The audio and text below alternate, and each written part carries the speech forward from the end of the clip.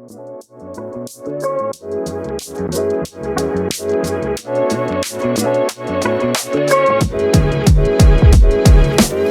this is the Coins, Cashflow, and Conversations podcast. I am your host, Dakota Grady. Y'all, this is the first episode. I've been doing podcasts for almost 3 years now, so I wanted to change it up a little bit. New brand. It's just a new thing, y'all. Sponsored by Upstate Essential Solutions. Check out the website at dakotagrady.com. So, first episode of the new podcast. What better way to open a show, a new podcast with a known celebrity? I call her celebrity, you know what I'm saying? She's known in Greenville, South Carolina, Miss Rhonda Rawlings. She is the community director of Village Launch here in Greenville, South Carolina. And I wanted to welcome to the show. So, Rhonda, welcome. Thank you so much. Thank you so much for having me. You have been doing this for a while. And I really appreciate the way you give financial tips and money tips all the time on social media. So just a slight correction, I'm the community director for Mill Village Ministries, and Village Launch is under that, along with Mill Village Farms and Village Engage and Village Wrench. So, yes, I'm so happy to be here. Thank you. So tell everybody about who you are and what you do, because since people may know you, may not know you, but they don't know who Rhonda Rawlings really is. Talk about that. Yes. So, as Dakota said, my name is Rhonda Rawlings. I am a native New Yorker from Mount Vernon, New York. I have been in the upstate of South Carolina in Greenville for 15 years now, and we absolutely love it. Although New York will always be home, Greenville is definitely my adopted home. I love it here. I rave about it all the time. So my background was always in, broadcasting, radio, television, and film. That had always been my goal growing up. I never wanted to do anything else. And so I went to school for radio, TV, and film at Temple University in Philadelphia and started out, I moved to Los Angeles. I worked on a couple different TV shows. The TV show Rock with Charles Dutton, a Robert Townsend show, and a movie called Deep Cover with Larry Fishburne, but always really, really wanted to do broadcasting and always wanted to combine somehow news with entertainment. And so while I was out in Los Angeles working on these shows and meeting all these amazing people, I would have people just help me practice my interviewing skills while I was working behind the scenes. And then, flash forward, moving to Greenville, South Carolina, walked into 107.3 Jams. They were actually hiring for an administrative position. And that I thought, and then when I got in there, they asked me if I had ever done news, which I never told them that was my goal and my dream, and so that really was God moving right there. So I was hired to do news part-time, like a fill-in situation for the person that was there full-time, and then when that person left, I got the job. So I worked at 107.3 Jams, Hot 98.1 for Summit Media for 14 years. 13 years were full-time, and then I moved to a part-time status. But I could go on and on about the steps that I took, but I tell people all the time that God placed that dream in my heart when I was extremely young, and He really worked with me to see it through. So I'm just really grateful. Wow. So talk about the steps, though, because people may have a dream, and they may not know how to feel it. God may give them something to them, a passion, a desire, but they feel like they don't know where to begin. How did you begin? The steps. So I think passion has a lot to do with it.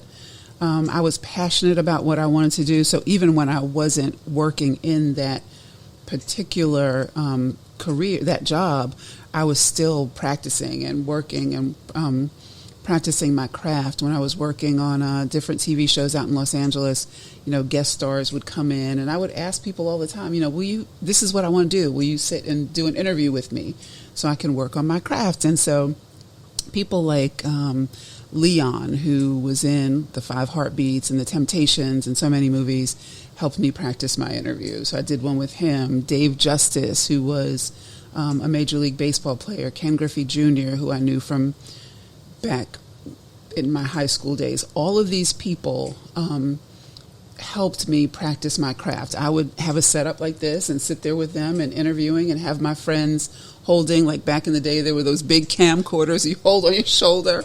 And so every chance I got, I practiced my craft. So people say, pray, and you do have to pray about it, and I prayed about it all the time, but I also worked because that's what I was passionate about. I heard, I want to say his name was Kenny Smith, who was a basketball player, and he's a commentator now, talking about how he would talk to a coach when he was in high school, I believe, or college, and his coach asked him what he wanted to do, and he said, I want to play in the NBA, and the coach said, oh, I'm surprised, because you don't work hard enough. Like, you're not putting in the work. And so constantly, I would say, if you have a goal or a dream, constantly put in the work to get where you want to be. And that work may be, if you want to be a writer, just write and let people look at your stuff and critique it and do what you can to get better. And a lot of times it's hard to take constructive criticism because you think, like, this is my baby and this is how I want it to be. But there are people who have been where you are who can tell you the different things you need to tweak to get you where you need to be. And that happened to me a lot too. And it's hard not to take it personally. Like when I first started in radio, people would say that my voice was too sing-songy. And I didn't know what that meant. And it really hurt my feelings. And then I had a supervisor come in one day and he was like, let me show you. So he played back something that I did. And he said, right there. And so he pointed it out to me rather than just saying, you're to this or you're to that. He showed me where I needed to change. And from there on, it got better. So a couple things. Keep working at what you want to do. Keep practicing. Take constructive criticism from people that you trust. And then really, really, really just, you might want to find somebody in your industry who's doing what you want to do and tell them that you want to be mentored and really mean that you want to be mentored, right? Don't just go into it thinking they're in this position and they can push me forward. Really go into it thinking, what can I learn? So, I mean, there's so many different things. But for me, I'm very persistent, and I really felt like it was a goal that God had placed on my heart. But there were obstacles to overcome. I was extremely shy growing up and did not enjoy talking in front of people at all. Like, it would terrify me. The worst case of butterflies ever. And my mom would always say, like when I was in elementary school, junior high school, like, how are you going to be in this field of communications and you don't like talking in front of people? That part. And I was like, I don't know, but I know that this is what God has placed on my heart. And I had, when I started working for 107.3 Jams, my boss, Stephen Crumley, came in, and I was doing the news in the morning and a public affairs show on Sunday mornings. And I had just started, and he came in and said to me, I have this, he called me one night and he said, I have this gala that I'm supposed to MC, but I can't make it. And I'm like, oh, well, what do you need? Do you need me to come pick you up? Do you need a ride? And he's like, no, I need you to MC it. And I remember saying this to him, like, you don't understand. I can't do that. Like, I can't stand up in a ballroom of people and talk in front. I can. He was like, yes, you can, and pumping me up. You're a superstar. You can do it. So I had no choice because I had just gotten the job. And so I went and I hosted this gala. I remember it was, there was a Reverend Barry in Greenville. I haven't seen him in a while. Reverend Barry. So he was on the dais with me and he sat to my right. And so he sort of walked me through it.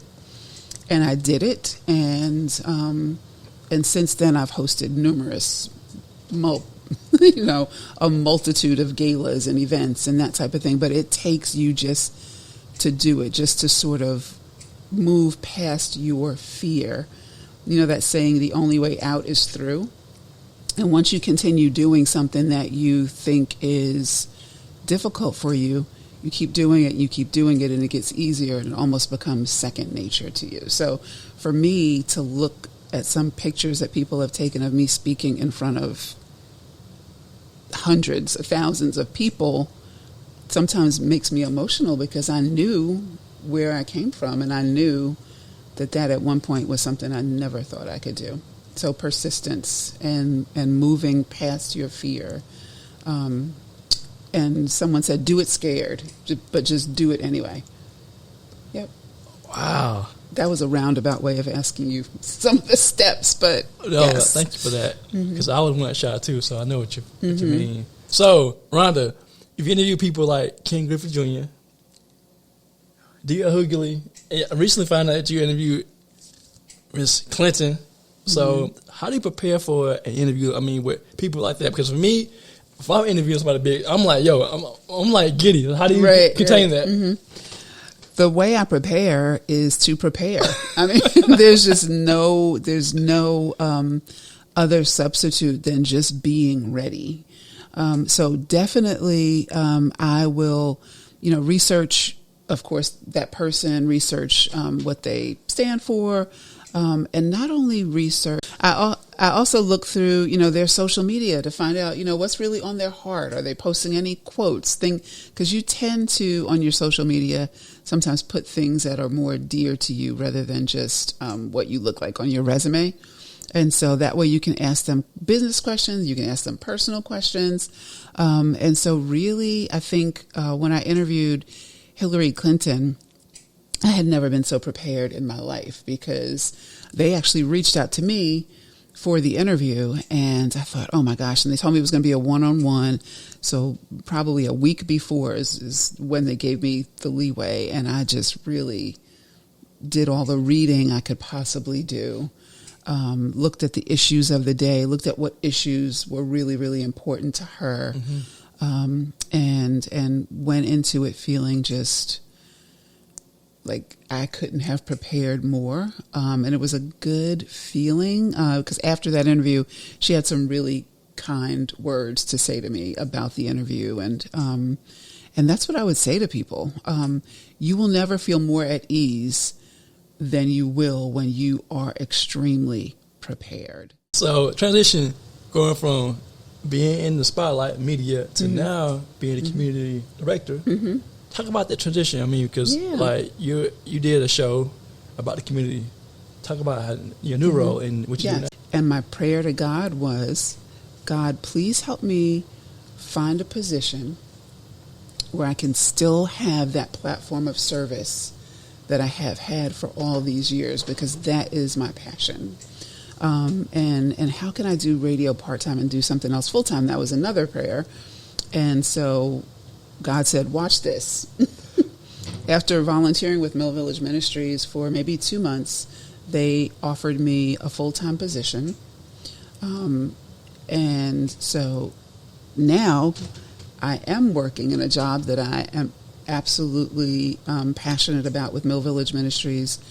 Eventually I left 107.3 Jams and was offered a position at Salem Media with Rejoice 96.9.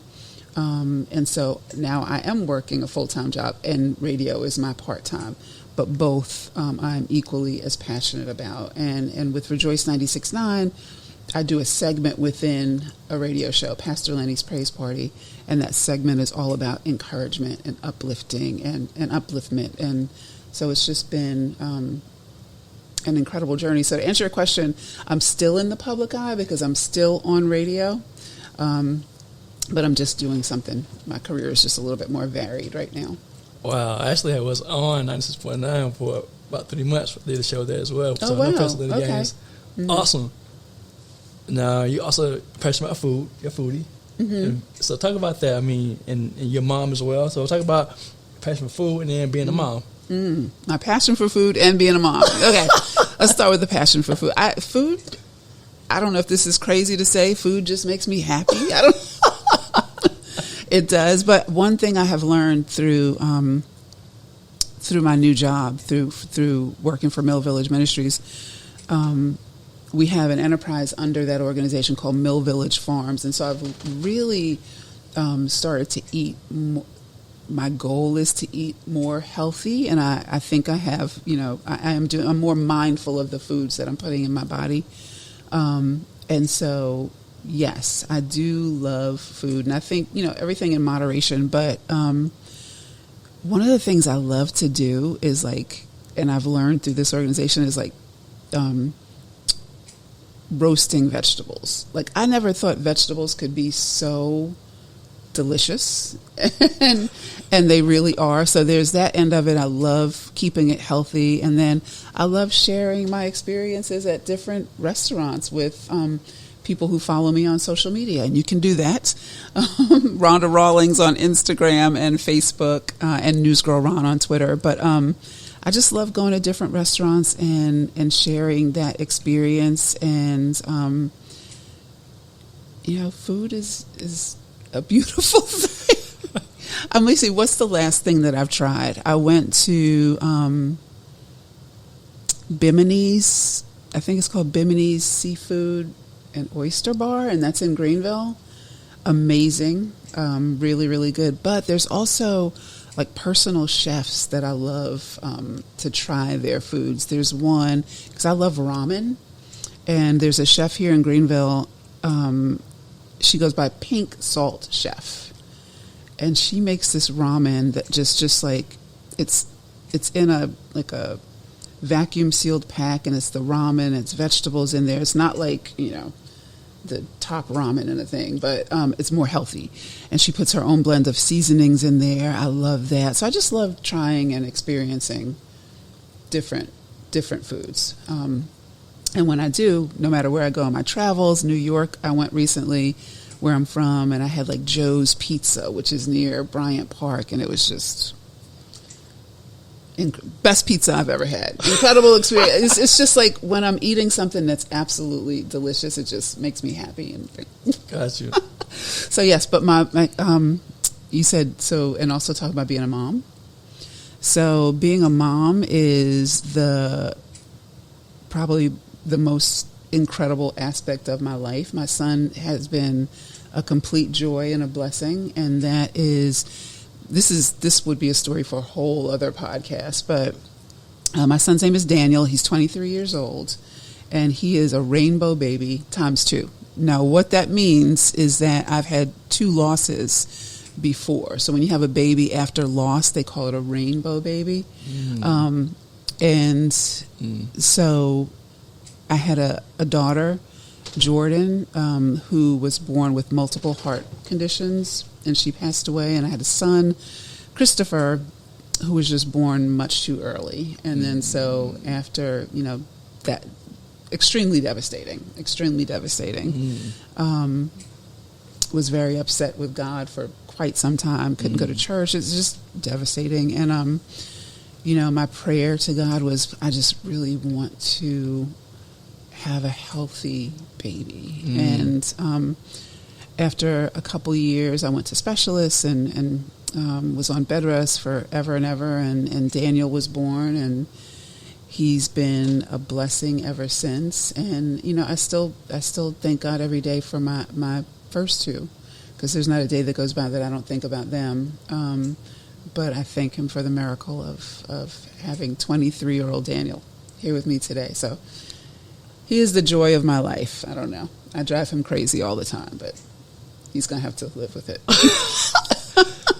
That part I didn't know about you. Yeah. I know about that. So every once in a while, every year, we do a vacation together. And of course, he's an adult now, so he goes on vacation with his friends, but we always make sure to plan something that we do every year. So how important is, I'm sorry, go ahead. No, you're fine. How important is entrepreneurship in your eyes? I mean, that's one component of your job, right?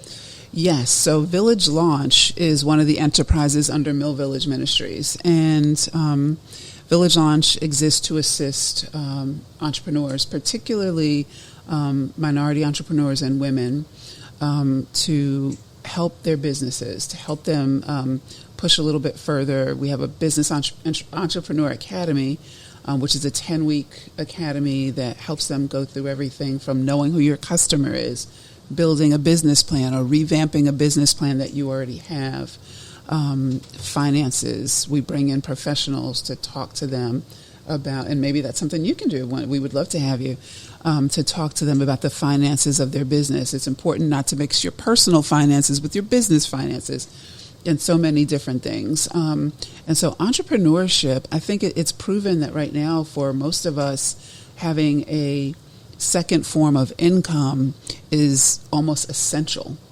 I don't know, I can't remember the statistic, but Black women are the highest rising group of entrepreneurs right now at all. Yes, true. And so it's really important for people to know that those entrepreneurial dreams can come to fruition. And yes, that side hustle can really generate income for you, and not just income for you, but generationally.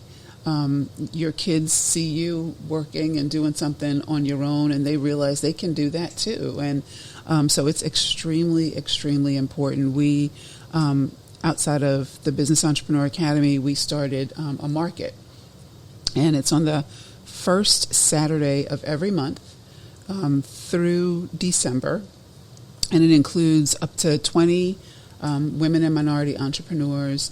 We always have a live band. We always have multiple food trucks, something for kids to do. And so it's really, really a good time and just something that you can come out and see what these entrepreneurs are doing in your community. It's really great stuff. Like I try every month not to spend a fortune because we have a lady that comes out beyond this February. Every month she comes out with different books. She's an online book seller. Her name is Tamika Thompson. And so every month she comes out with different books by Black and minority authors. We have Jennifer Spears, who owns the African Violets Tea Company. She's there. Dr. Walter Lee, who has oils and body butters and all types of amazing things. Of course, I can't remember everyone off the top of my head. Altanae, who has Nosedive Candles, which is a natural candle company. So many amazing entrepreneurs have come through the program and are at that Village Launch market. So I want to encourage everybody to come out to that. It's the first Saturday of every month from 12 to 4 p.m., and it's at the West Greenville Plaza. That's 1225 Pendleton Street. Cool. So first one is thank you for your time. I know you're very, very busy. Thank you. Secondly, you're welcome. What can you leave the audience with? The last question. I mean, any negatives? I mean, like I didn't know you had other children before your son Daniel. I see you. He looks like you basically. Y'all look just alike. So you have the floor. Anything you want to end up with the show? Oh wow! Anything I want to end up? I think there's so many things. The thing that's coming to my mind right now is that we only have this one life. It's precious. It's a gift. I've read that it's called the present for a reason. So whatever is on your heart that you feel like God is calling you to, push forward with that. Don't be discouraged. I think Maya Angelou used to say, you may face many defeats, but don't be defeated. I'm sure I didn't get that exactly right, but it's somewhere like that. And just keep pushing forward with what you want to do, because it is possible. Anything is possible. There's a quote. I love quotes. I don't know, but it says, my mission in life is not merely to survive, but to thrive, and to do so with some passion, some compassion, some style, and some joy.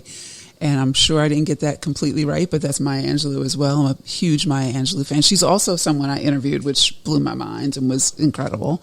But I just want people to go through life knowing that no matter what you're going through, there is joy. To just keep pushing through. Don't think that this present moment, how dark or defeated you may feel, don't feel like this is your last moment. I want people to have hope. I want people to have joy And if they're not feeling that right now, don't feel that this is it. There's more pages to the chapter. There's more chapters in your book. Keep going. Awesome. Yeah. Rhonda, how can people find out about you online? Social media, website possibly? Social media, I need to get on the website thing. Social media is Rhonda Rawlings on Instagram. I think that's where I'm most active. I love me some Instagram and Reels. So Rhonda Rawlings on Instagram, Rhonda Rawlings on Facebook, and News Girl Ron on Twitter. Thank you for your time, Rhonda. Thank you. Thank you so much for having me and for welcome. all you're doing. Yes, ma'am. Thank you. So this is the Coins, Cashflow, and Conversation podcast. Check it out, y'all. More episodes. Hopefully we're going to bring some value. Thank y'all for joining us.